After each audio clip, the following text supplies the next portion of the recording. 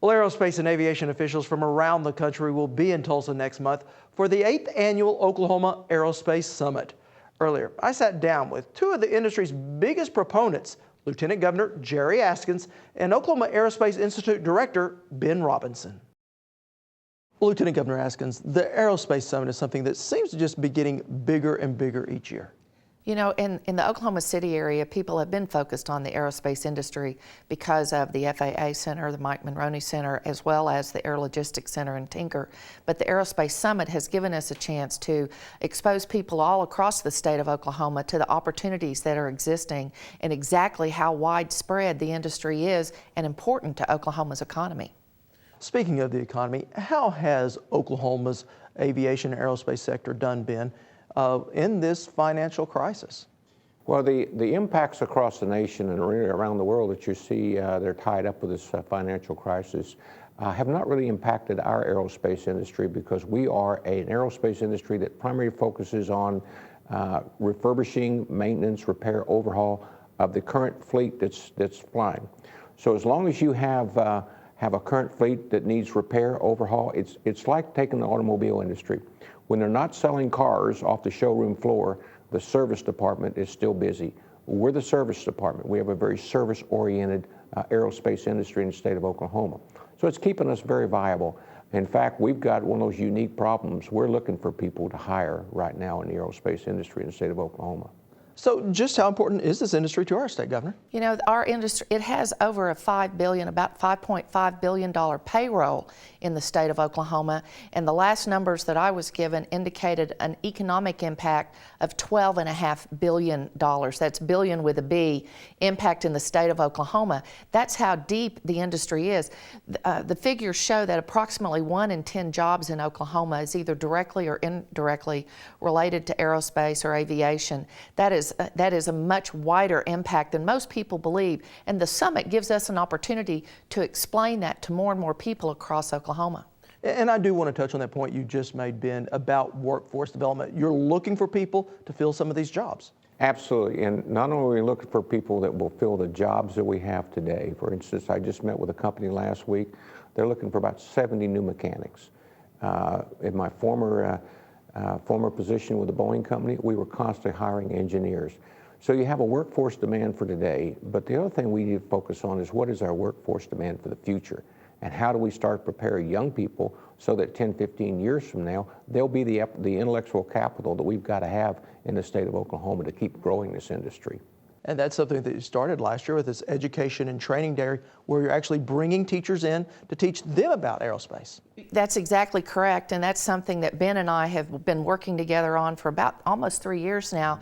We've had the opportunity of understanding that although there are students that we want to get motivated, we believe that the way to reach the most students is through their teacher. So by being able to have approximately 100 teachers who are selected to attend our education and training day, we believe that the multiples of students that we are able to have an impact on and generate interest in science, technology, engineering, and math through an application of aerospace strategies and curriculum lets us begin to generate that interest for the next generation workforce. Ben, as a former wing commander at Tinker Air Force Base, how important is the military aspect of aviation here in Oklahoma? It's extremely important. Not only do we have some very unique flying organizations out at Tinker, we have the United States Navy E6 program, which is one of our emergency airborne communications command and control platforms. We also have the AWACS wing there. Those are two unique wings. No other ones like it in the world, and they've chosen Oklahoma as the place to call home. Very strategic location here. The AWACS wing, which I was the commander of, is very closely related to Tinker Air Force Base. That's our depot there at the Air Logistics Center. So having those two that close together, we're real force multipliers. Being able to go over and see your airplane when they've got it taken apart was very good training for our crew chiefs. So it's an excellent place to locate military organizations. And Tinker's a unique base in that it has a tanker refueling wing that's made up of National Guardsmen from Oklahoma and Air Force Reserve, one of a kind in the world. The AWACS wing, one of a kind. The E6 Navy wing, one of a kind, tied directly to that Air Logistics Center.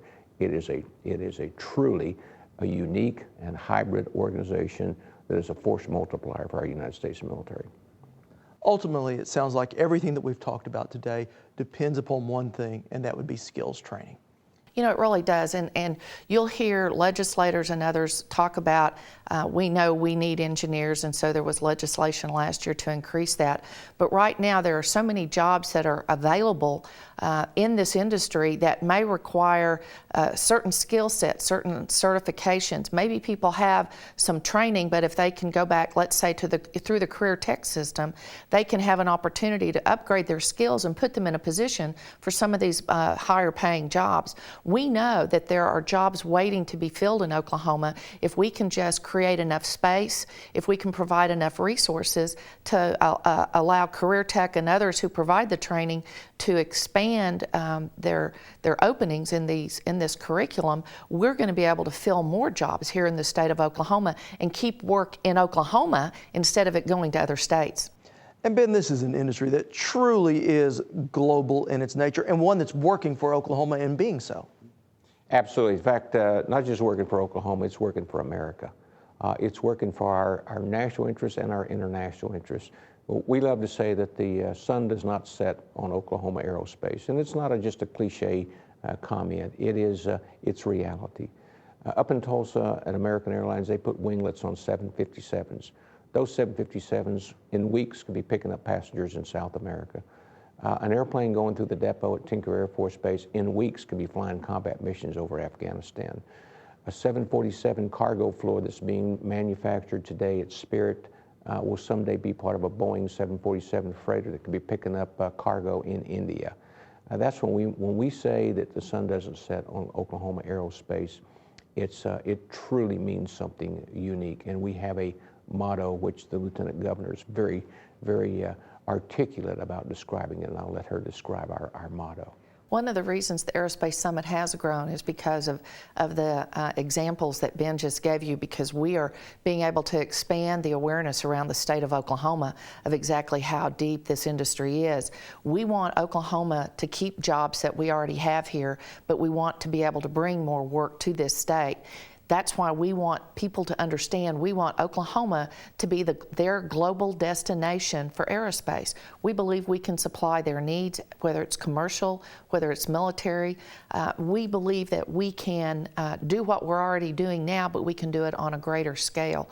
And certainly today's technology allows us the opportunity to do the work in Oklahoma that has an impact worldwide.